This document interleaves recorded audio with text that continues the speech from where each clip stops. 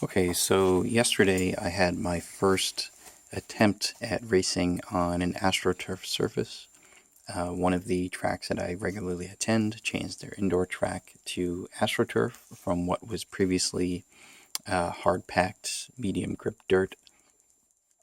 And I hadn't been there in a little while because it's still the outdoor season right now. So I wanted to do as much outdoor racing as I could with my 10 scale cars. But I figured it would be a good idea to go and check out the surface this past weekend. So I brought my Kyosho RZ6, and I also brought my Laser ZX6 to run in the two-wheel and four-wheel modified buggy classes. Usually when I go racing, I bring a lot of cars. My two-wheel buggies, my four-wheel buggies, my stadium trucks, my short course trucks, some of my vintage stuff, so that I can just kind of play around with everything all day. But since this is a completely new surface that I have no experience with, I figured bringing two buggies would be more than enough just to figure out how to set them up correctly. And it was a good idea that I did that because it took me all day to find halfway decent setups that kind of worked for me for that day. So there's still more work to do to sort of perfect the setup for my RZ6 and especially for my ZX6. And I have a whole bunch of notes here that I took that I'm going to walk through with you on each of these. But before I get into that, I suppose, a brief commentary on my thoughts on AstroTurf generically. I've been racing for about 4.5 years, and I was introduced to RC when I was a kid, back in the 1990s when racing was on dirt. And the past 4.5 years that I've been racing was on some form of dirt, either a loose dirt track or a hard packed dirt track or whatever, but it's basically dirt. And I'll always love dirt. It remains my preference for a racing surface, mostly because you'll run the most number of classes on dirt typically than on other surfaces, although I imagine as carpet and AstroTurf increase in popularity, you'll start to see more stadium trucks and short course trucks and other types of classes running on turf. But right now, at least in the Northeast, AstroTurf is just starting to catch on. So the most popular classes are two-wheel drive buggy, both stock and mod, and we just started doing some four-wheel drive buggy this past weekend. The surface itself is interesting. It's something completely different. So it's a whole new technical challenge for me that tests my ability to set up a car based on everything that I've learned over the past 4+ years of racing. So I welcome that challenge, and it's different. It's very challenging for me to go to a completely new surface and try to figure out what to do to set up the car. The track itself, I think they did an excellent job sort of renovating the track, if you will, taking out or flattening out the dirt track and putting in the AstroTurf and building all the features. The features are very nicely made. Everything was done with very high quality. So I really like the way that they transitioned to AstroTurf at that track. I think they did a great job. So running on AstroTurf there has, for me, at least for my first experience, has been pretty difficult, mostly because my driving style has been geared towards driving on dirt.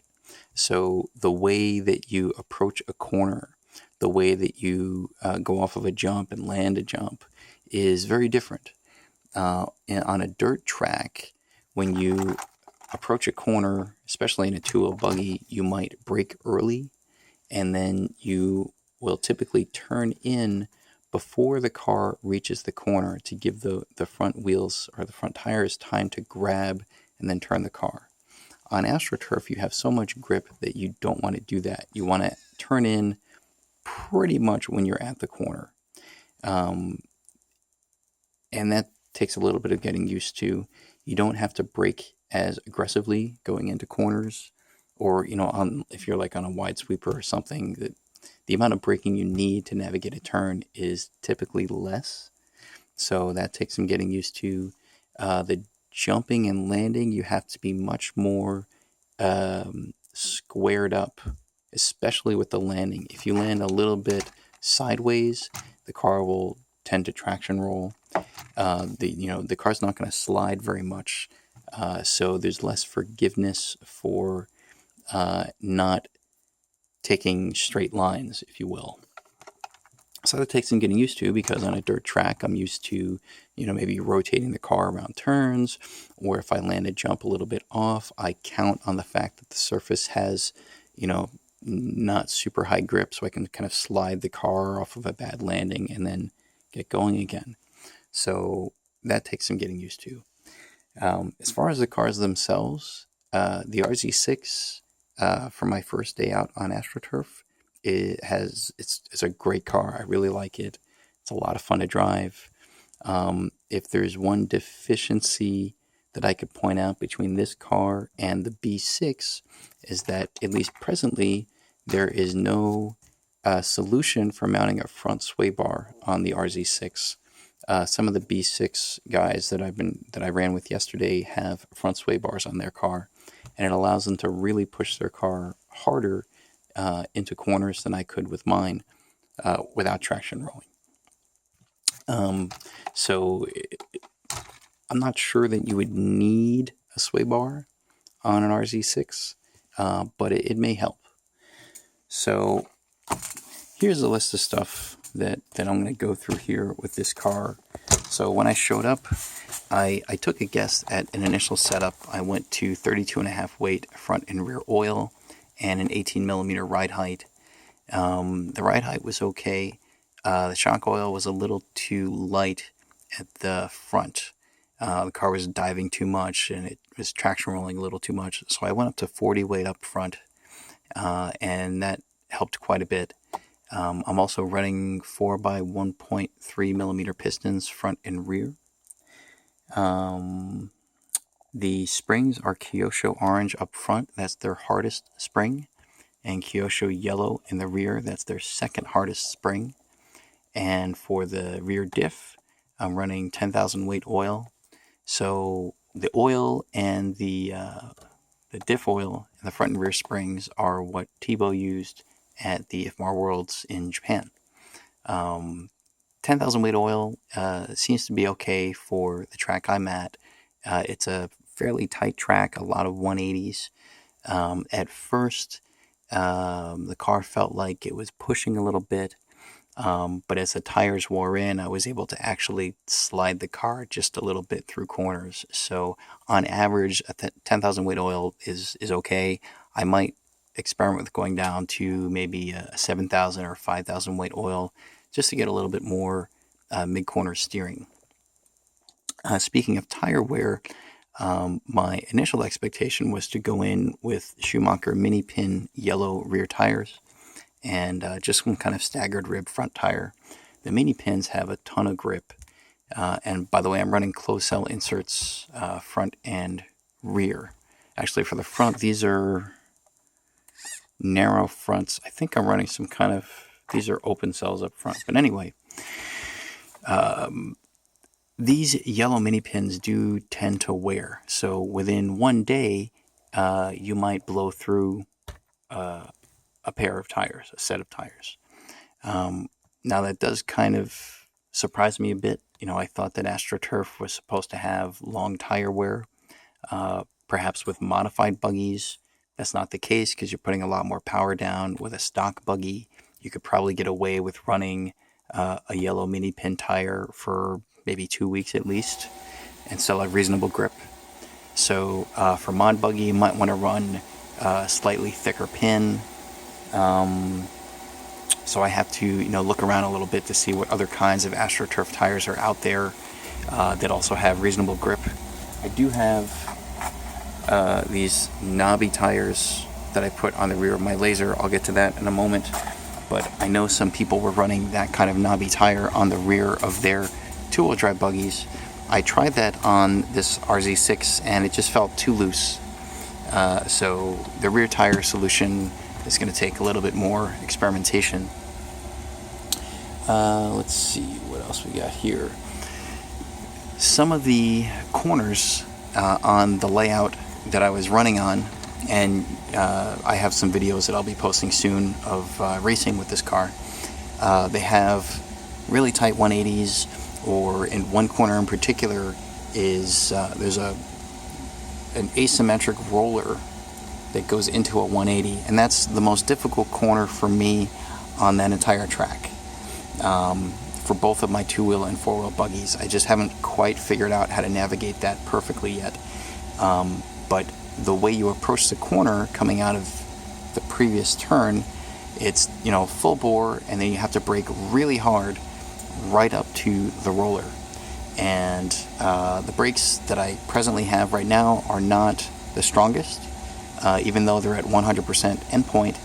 I may want to decrease the braking frequency on my speed control to get a little bit more braking power on corner entry, especially for that one roller.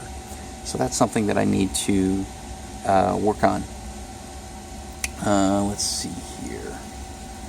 Yeah, that's kind of it for the RZ6. In terms of racing, I even though it was my first day, I was generally on pace to make the A main in each of the qualifiers, but I ended up making too many unforced errors that ended up putting me in the B main, and I wasn't quite fast enough to bump into the A main. So I finished, I think, third in the B main. Normally I would be pretty upset about that, especially if I were racing on a dirt track. But all things considered, it's my first time with the car, it's my first time on AstroTurf. I'm fairly pleased with how I did. And I do look forward to spending more time with this car on that track to, you know, hone in my tuning and my driving a little bit better. So that's pretty much it for the RZ6 for now. Really great car. It would be nice to see a solution for a front sway bar.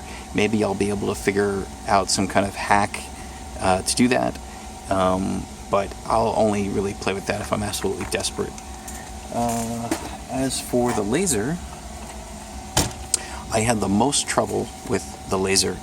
And not because the laser's a bad car, it's a very good car. It's just that I had the car set up for an outdoor surface, and so I had to completely change the setup for AstroTurf. I had to go to more laid down shocks, I had to go to thicker oil front and rear, I had to shorten the rear camber link, I had to increase the roll center front and rear, I had to do a bunch of things.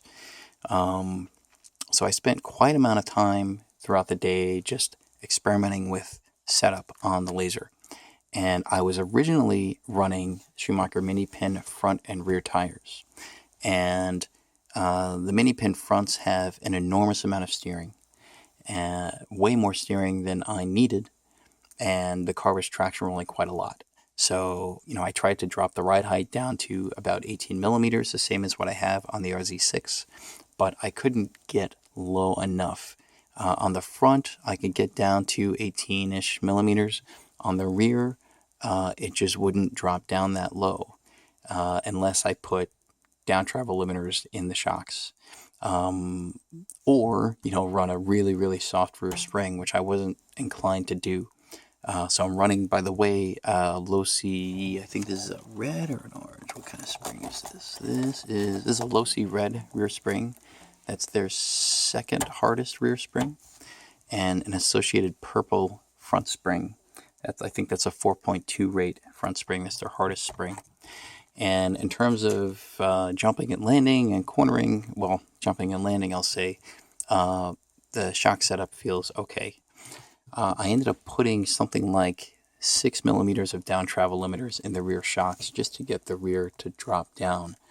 That seems a little bit obscene, so I'm going to play around a little more with the shocks to see if I can get to a lower ride height without resorting to so much on the down travel limiters. That'll probably mean I have to run a softer rear spring. But I'm already kind of lacking in cornering as it is. So here's what happened. I had the mini pin fronts. I had too much cornering. The car was traction rolling. I tried to drop the ride height as much as I could. with the mini pin fronts, I still had too much cornering, so I ended up going to a two-wheel drive front tire. This is the staggered rib, the two-wheel drive standard width front tire, and I put that on this car, and that really numbed the steering out a lot. So I was able to go full lock on the steering and not have the car traction roll because I basically had less steering. But that also meant the car tended to push. And occasionally it would traction roll a little bit.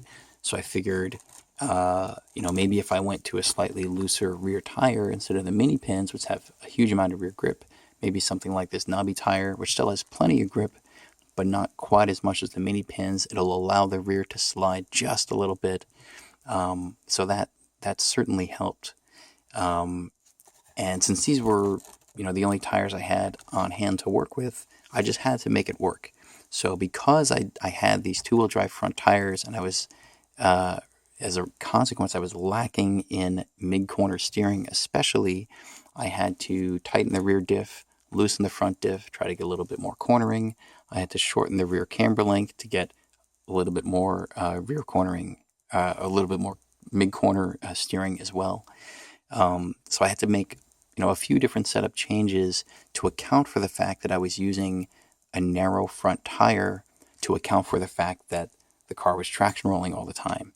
So what that basically means for me is I need to run stiffer sway bars. I only have one additional sway bar for the rear. I'm going to get the thick sway bar set for the ZX6. I think it has some 1.7, 0.8, 0.9, and 2.0 millimeter sway bars. So I'm going to get that. I'm going to put them on this car. That should certainly help keep the front from rolling too much, allow me to push the car harder into corners. Maybe I can go back to the four-wheel drive mini pin front tires, or maybe like this knobby style front tire, which is more aggressive than this staggered rib tire, but not quite as aggressive as the mini pin. So hopefully that'll help. Let's see, what else do I have here? Downshifter, shock angle. Yeah, I did end up having to lay down the shocks a bit. This was also in an attempt to try to drop the ride height a little bit, especially at the rear. If you lay down the shocks and you don't change anything on the preload, the ride height will drop just a little bit. And I needed every little bit that I can get there. Let's see. Got the knobby tires, downstroke limiters, shorter length, front tires, ball diffs. Yeah, so I do have a set of gear diffs that I purchased. I just haven't installed them yet. But I will be doing that very soon. I was a little worried about running ball diffs on this car on AstroTurf because people kept telling me, every four-wheel drive car that people run with ball diffs, it just destroys the ball diffs. Well, maybe. I haven't had that experience. These ball diffs still feel pretty good, and I haven't rebuilt them since I bought this car earlier in the year. So I really don't know how to respond to their claims about ball diffs breaking or wearing out when they run them on AstroTurf. So at least for for one day of running, it seemed okay. But I think the gear diffs will probably help a bit with cornering. The big setup changes I think I'll need to worry about are the sway bars, figure out how to drop the ride height a little more, play around with the front tires, and that should more or less get me there. When I was racing with this car, there were only enough four-wheel drive cars for a single main, so we just ran an A main. And in qualifying, I tried to experiment with different things for each round. So the first round of qualifying, I ran it with these front tires here, and the car pushed a bit, but I just tried to drive as smooth as I could. I wasn't fast, but I was quick enough on average to qualify second. And then for the second and third rounds, I tried playing around with different setups and going back to the mini pin front tires, but cutting out quite a lot of the tread. Even still, when I cut out 6 rows of pins on the mini pin tires, they still had way too much steering. So my third round of qualifying was just complete garbage. So by the time we got to the mains, I actually qualified in last place. But there was a first lap accident in the middle of the track, so I got up to third place by the end of the first lap, and I just had to drive extremely defensively to keep the people behind me who were faster from passing me. And I eventually finished in second place, so I'm pleased with that. But that was probably more to do with luck and defensive driving than with actual all-out speed.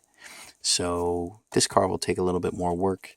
I am considering kind of dedicating the laser right now to AstroTurf, so that way my low C22.4 can be my dirt car, and I don't have to go, well, that's what I'm thinking right now. Anyway, yeah, I think that's more or less it for how these cars were on the first day.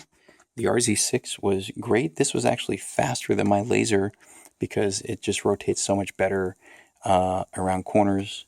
I have to do more work to get this to rotate around corners. The X-Ray XB4s that were, running in first and second are just insanely quick, and they have more time on the AstroTurf surface. I think I can make this as fast. It'll just take me time and effort.